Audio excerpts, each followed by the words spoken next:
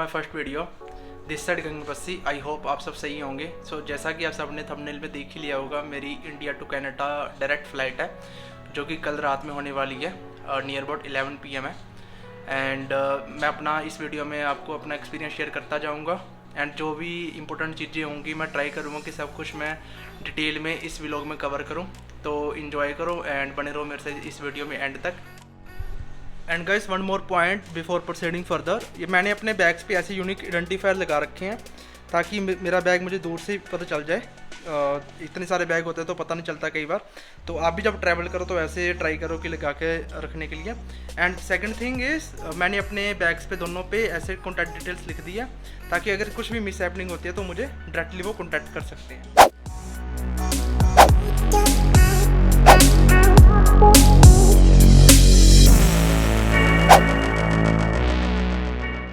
So guys, I have started my journey to Delhi airport and I have bring all the documents which is necessary to me, like air passport and air ticket.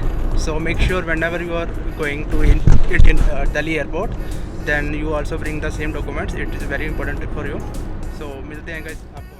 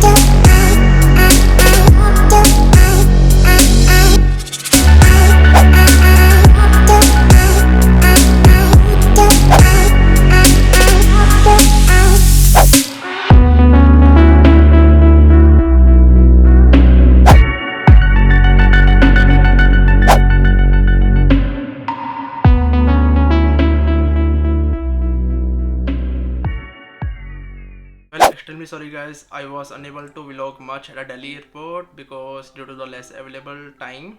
So basically I had arrived at the international airport at around 9 PM and my flight was scheduled at 11:10 PM, so I had only 2 hours in my hand.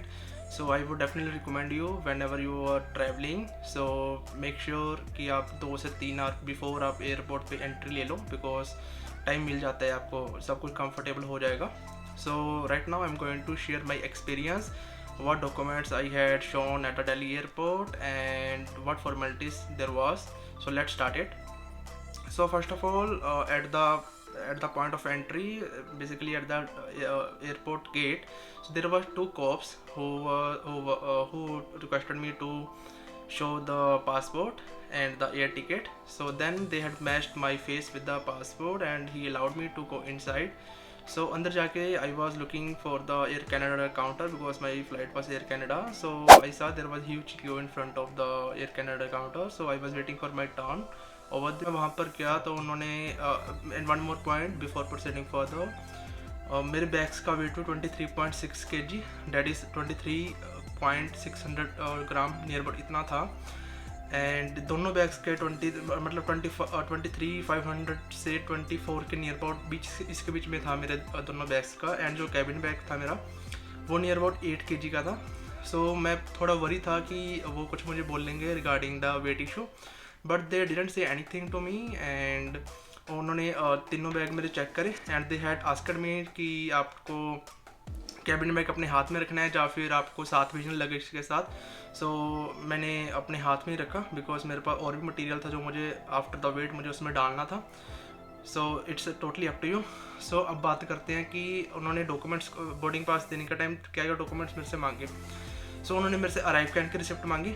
सो जिनको नहीं पता arrive can होता है क्या, तो guys मैं आपको बताता हूँ कि आप हमारी फ़्लाइट, अगर आप कनाडा को फ्लाई कर रहे हैं तो like before 72 hours we have to register on the ArriveCan application, and basically its requirement is if you are fully vaccinated then you have to upload your both the certificate, vaccinated 1 and vaccinated 2, and the other thing is you have to update your quarantine plan. For me, my brother has booked the hotel in Kitchener, but he didn't do any payment for the same. So I have given the address for the under the quarantine plan of that hotel. सो उसके बाद register करने के बाद अगर आप fully vaccinated हो तो आपको ई रिसिप्ट आएगी, वो आप हार्ड कॉपी भी निकाल सकते हो एंड आप अपनी अराइव कैन की रिसिप्ट इलेक्ट्रॉनिक भी दिखा सकते हो एयर कैनेडा काउंटर पे। एंड मेक श्योर कर लेना कि अगर आप फुली वैक्सीनेटेड हो तो आपके नाम के आगे आई लिखा हो, ठीक है। देन उन्होंने मेरे से अराइव कैन की रिसिप्ट मांगी फर्स्ट, सेकेंड उन्होंने पासपोर्ट मांगा मेरे से, देन उन्होंने एयर टिकट मांगी मेरे से। सो दीज 3 डॉक्यूमेंट्स लेकर उन्होंने मुझे बोर्डिंग पास इशू कर दिया एंड मेरा लगेज बैग उन्होंने ले लिया। देन उन्होंने मुझे डायरेक्शन दी regard towards the immigration. So मैं बहुत वरी था कि इमिग्रेशन में मेरे से क्या क्या पूछेंगे। मैंने अपनी पूरी फाइल मैंने हाथ में रखी हुई थी, जैसे कि हम मतलब लोग डराते हैं कि ये पूछेंगे, ये डॉक्यूमेंट पूछेंगे।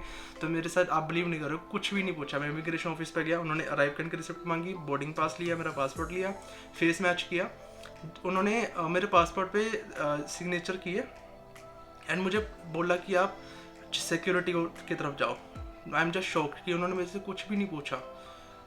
तो आई डोंट नो कि वहाँ पर ज़्यादा रश था उस टाइम पे तो नहीं पूछा मेरे से, तो आई डोंट नो कि क्यों नहीं पूछा। तो मैं सिक्योरिटी की तरफ गया, सिक्योरिटी में भी सेम क्यू थी बहुत बड़ी। एंड वहाँ पर जैसा कि वहाँ पे लिखा ही हुआ था कि आपको लेदर का सामान जितना भी आपके पास, चाहे बेल्ट है, लेदर शूज़ है, वो सारे हमें निकाल के सिक्योरिटी के लिए चेक करने होते हैं। प्लस जब इलेक्ट्रॉनिक सामान होता है लाइक पावर बैंक हो गया, पेन ड्राइव्स हो गए, आपके चार्जर्स हो गए, ट्रिमर हो गया एंड लैपटॉप हो गया, और जो भी खाने का सामान है अगर आप अपने उसमें लेके जा रहे हो ना कैबिन बैग में या फिर लैपटॉप बैग में, तो आप मेक श्योर करो कि जो आपका खाने का भी सामान है वो भी आप सिक्योरिटी में जो आप वो ट्रे रहती है उसमें डाल के आप चेक करवाओ।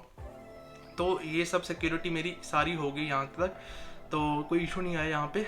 तो मेरा जो गेट नंबर था वो 13B था, तो मुझे अब सिक्योरिटी से 13B तक जाना था। तो आप सबको पता है दिल्ली एयरपोर्ट थोड़ा बड़ा है तो ढूंढने में टाइम लगेगा। सो उससे पहले मेरे पास क्या था, मेरे पास एक्सिस बैंक का क्रेडिट कार्ड है जिसपे मुझे प्रीमियम प्लाजा लाउंज की फैसिलिटी है, वो फ्री ऑफ कॉस्ट मैं यूज़ कर सकता हूँ। But as I told you earlier कि मेरे पास टाइम बहुत कम था, तो मुझे भूख भी लगी हुई थी।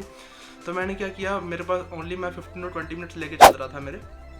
तो मैंने प्रीमियम प्लाजा ढूंढा पहले एयरपोर्ट पे, देन उसके अंदर जाके मैंने अपना डिनर किया, डिनर करके थोड़ा बहुत रिलैक्स किया बॉडी को एंड प्रॉपर मतलब जितना भी मेरे से हुआ, तो मैं विद इन 15-20 मिनट्स मैं लीव कर गया उसको प्रीमियम प्लाजा से। उसके बाद फिर मैं मूव किया मैंने टुवर्ड्स 13B गेट नंबर। सो मैं अराउंड 11 PM वहाँ पर पहुँच गया था एंड मतलब गेट ओपन हो ही गए थे।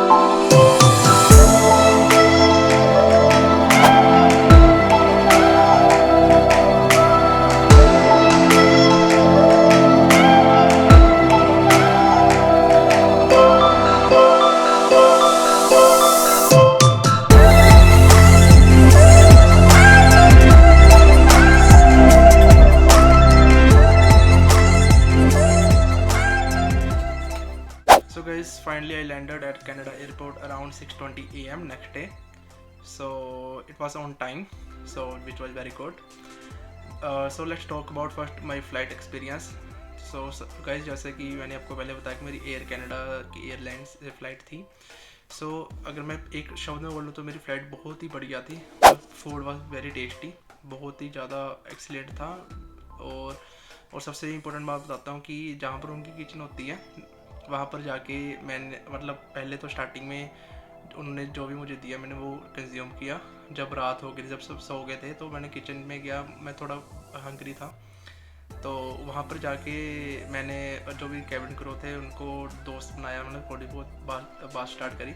एंड उसके बाद मैंने जैसे सैंडविच थे, बर्गर थे, कोल्ड ड्रिंक्स थी, सॉफ्ट ड्रिंक हो, हार्ड ड्रिंक हो, आपके मतलब जो भी अवेलेबल था मैंने रिक्वेस्ट करी तो उन्होंने मुझे दे दिया. पर इतना मतलब ऐ नहीं हैगा कि तुसी सारे जाने उत्थे भुख ही पा दो, और भुख भी नहीं पानी हैगी.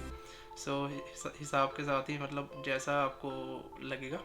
मतलब आप भी जब ट्रैवल करो तो ट्राई करो कि अगर आपको भूख लग रही है तो पीछे जाओ किचन में एंड दोस्त बनाओ, कन्वर्सेशन करो, है ना. वो बहुत पोलाइट होते हैं, उनको इवन इंग्लिश के साथ हिंदी भी आती होती है, ठीक है.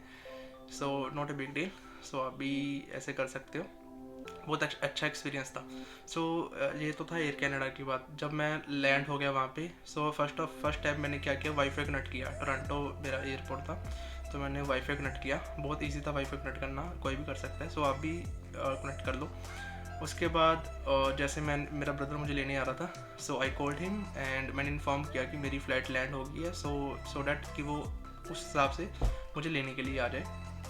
Then before the immigration there was 2 steps.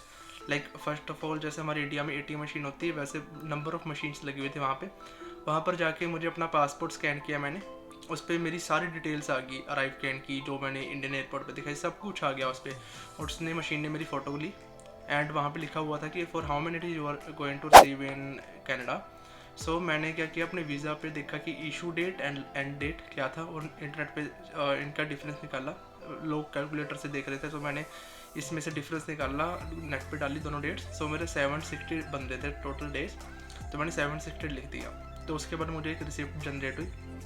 Receipt generate होने के बाद मुझे जो वहाँ पे कॉप्स थे उन्होंने बोल दिया कि नेक्स्ट काउंटर पे जाओ.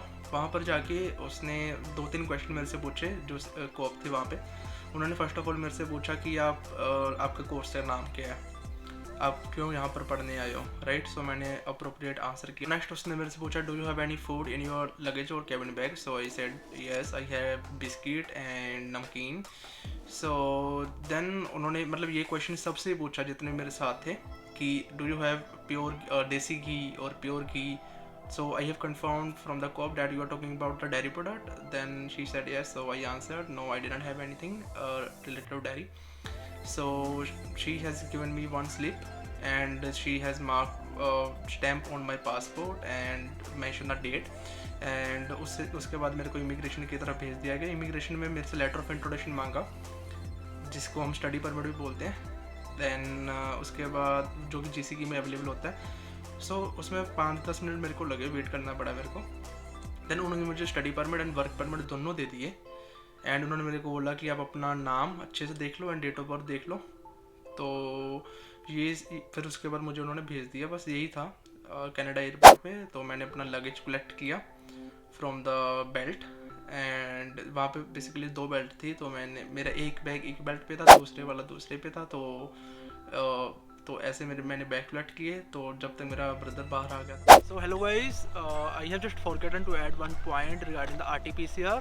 सो मैंने दिल्ली से करवाया तो था, बट मेरा ना दिल्ली एयरपोर्ट पे चेक हुआ, ना ही टोरंटो एयरपोर्ट पे चेक हुआ. तो just you need to show them कि अराइव कैन ई रिसिप्ट. वो आप प्रिंटेड भी ले सकते हो या इलेक्ट्रॉनिक्स, जैसे मैंने आपको पहले वीडियो में बता रखा है. तो वो ओनली अराइव कैन अभी के लिए जो रूल्स चल रहे हैं, तो अराइव कैन की ही ई रिसिप्ट दिखानी है, डेट्स इट. RT-PCR मेरे हिसाब से तो करवाने की ज़रूरत नहीं है, but for the safe side आप करवा सकते हो आने से पहले. So that's all about the RT-PCR. And मैंने ट्राई किया कि सारे पॉइंट्स कवर करने की जो मेरा एक्सपीरियंस था. So guys, if you have any query let me know in the comment section. So guys, if you really enjoyed my video, please like, share and subscribe, and do not forget to share with your friends.